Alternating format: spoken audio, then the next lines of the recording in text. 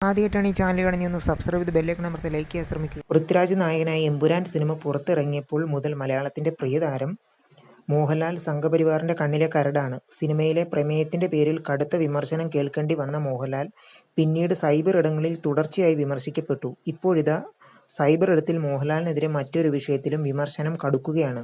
ഷാർജയിൽ നടന്ന ഗൾഫ് മാധ്യമം പരിപാടിയിൽ പങ്കെടുത്തതിന് പിന്നാലെയാണ് വിമർശനം. ഈ വിഷയത്തിൽ മോഹൻലാലിനെതിരെ വീണ്ടും രൂക്ഷ വിമർശനം RSS മുഖപത്രം ഓർഗനൈസർ ആണ് രംഗത്തുവന്നത്.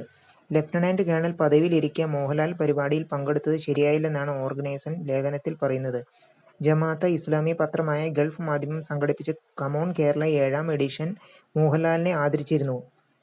ജീവിതത്തിലെ അവിസ്മരണീയമായ ആദരമാണ് കമോൺ കേരളയിൽ ലഭിച്ചതെന്ന് മോഹൻലാൽ പറഞ്ഞിരുന്നു.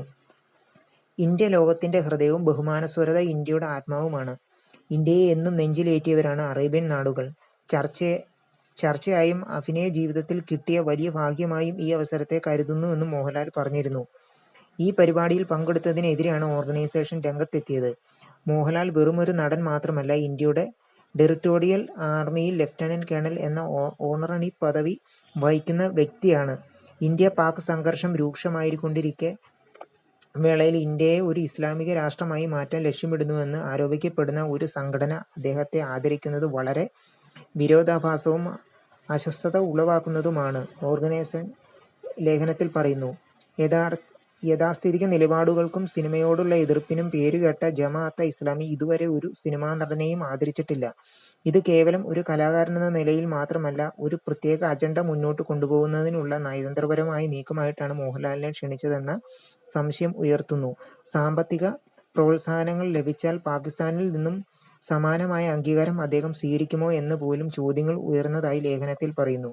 ഈ സാഹചര്യത്തിൽ ലഫ്റ്റനന്റ് കേണൽ പദവിയിലിരിക്കുന്ന മോഹൻലാൽ പരിപാടിയിൽ പങ്കെടുത്തത് ശരിയായില്ലെന്നും പദവി പിൻവലിക്കണമെന്നും ലേഖനത്തിൽ പറയുന്നു.